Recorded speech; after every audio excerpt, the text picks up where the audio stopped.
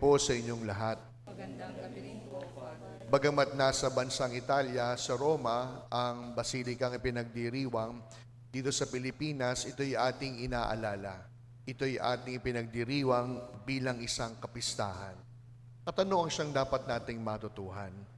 May isang bata po na minsang nagtanong sa kanyang nanay, "Nanay, bakit ba lagi tayong dumadaan sa simbahan bago tayo umuwi sa ating bahay?" Ngumiti ang nanay at ang sabi sa kaanak, "Anak, gusto ko kasing ipaalala sa sarili ko na bago ako umuwi ng bahay, kailangan ko munang umuwi sa Diyos." Napakaganda po. Marahil yun din ang gustong ipaalala sa atin ng kapistahan ni Santa Maria Mayor na simbahan sa Roma.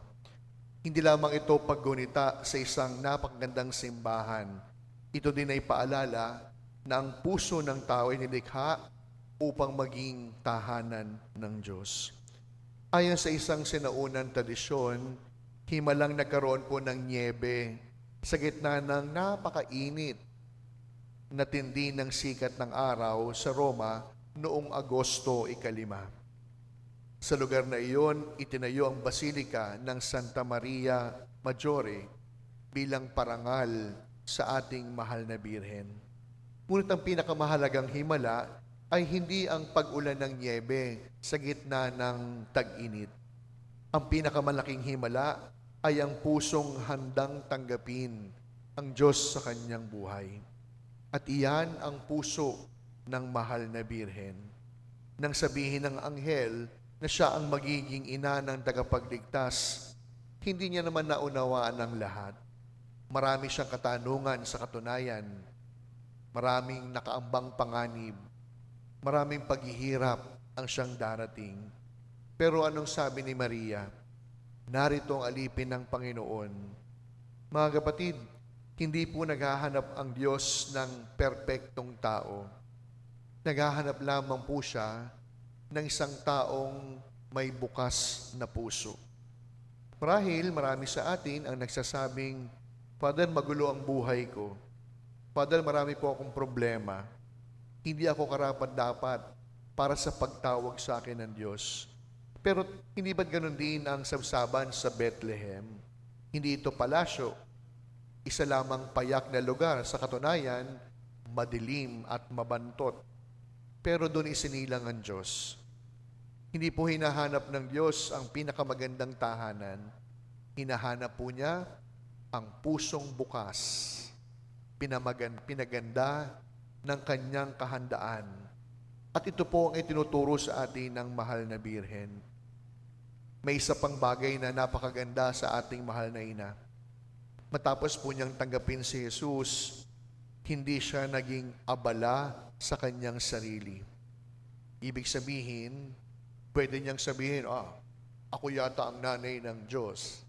Pero makikita natin sa kasulatan, matapos malaman ang isang pagkakataon na ibinigay sa kanya ng anghel, anong ginawa ng mahal na Birhen? Sa kabila ng kanyang pagiging kagampan, kahit siya'y nagdadalang tao, naglakbay, nagtungo kay Elizabeth upang ito'y paglingkuran. Kapag tunay nating tinatanggap si Kristo, hindi tayo dapat nagiging makasarili, nagiging mas mapagmalasakit tayo, nagiging mas marunong tayong makinig, nagiging mas handa tayong magpatawad, nagiging mas mabilis tayong tumulong. Minsan nakala natin ang kabanalan ay tungkol lamang sa pagkakaroon ng mahabang dasalin. Pero paulit-ulit ay pinapaalala sa atin ng yumaong si Papa Francisco ng kabanalan makikita sa maliit na paggawa ng pag-ibig araw-araw. Alam nyo, may aaminin ako sa inyo, ilang araw na po. Hindi ko alam kung napansin nyo nga pero sigurado ko may isang nakapansin. Nilabas ko po yung tereka ng kandila dito sa tapat po ng ating Adoration Chapel. Nilagyan ko rin po ng panalangin kay Inang Peña.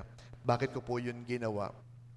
Lagi ko pong nakikita sa umaga, dudungo ako sa beranda, yung mga papasok sa eskwela, yung mga dadaan papasok ng trabaho, gayon din sa gabi, yung mga uuwi, no?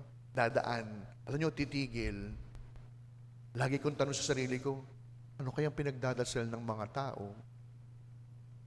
Kaya sabi ko, hindi ko man malaman yung pinagdarasal nila, lalagyan ko ng panalangin para iyon ang kanilang gamitin. Pangalawa, nilagyan ko po ng tirikan. Wala naman nagtitirik ng kandila. Kaya ang ginawa ko, tinirikan ko po ng kandila. Alam nyo, totoo talaga na yung ating bawat maliit na gawa, basta't kabutihan at iaalay sa Diyos, magkakabunga. Nung isang araw, mayroon po nag-message sa akin sa Facebook, hindi ko na babanggatin, taga dito lamang din, hindi po taga simbahan. Sabi niya, Father, sigurado ko, kayo po ang naglagay nung dasalan at tirikan. Gusto ko lamang pong magpasalamat. Sa pagpasok sa umaga, dadasalin ko po yung panalangin kay Inang Peña. Mahirap lang po kami, pero lumalakas ang loob ko, hindi lamang na magtrabaho, kundi mas gumawa pa ng mabuti. Pangalawa, sabi niya, sa pagdaan ko po uli, may makikita po ako nakasinding kandila.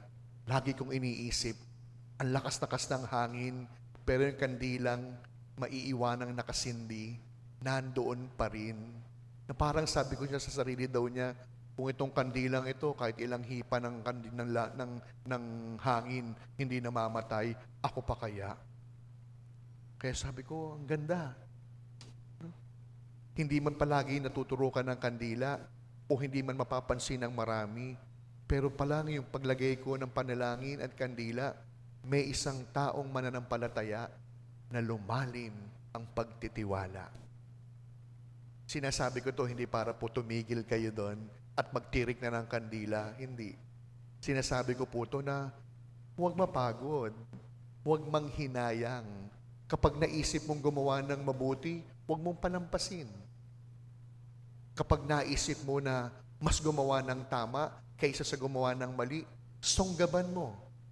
Sapagkat hindi lahat ng tao nabibigyan ng pagkakataon para gumawa ng mabuti. At sa pagpapatuloy po ng ating pagdiriwang, ang ganda ng timing.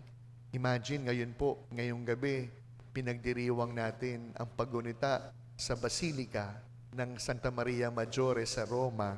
At alam nyo, bukas, sisimulan naman natin ating nobenaryo para sa isang taong pagdiriwang ng jubileo. 75 na po ang parokya po natin.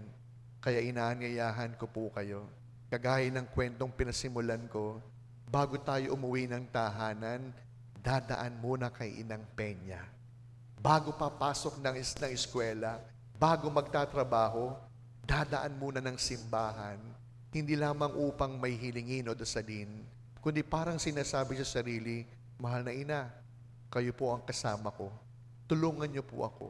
Sa nakalipas na 75 taon, si Inang Peña naging ina, gabay, lakas at paalala ng bawat taga Peña Francia.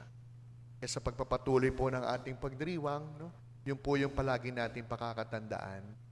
Walang maliit na mabuti, kung palagi nating gagawin, sigurado, dadalhin tayo sa langit. Amen. Amen.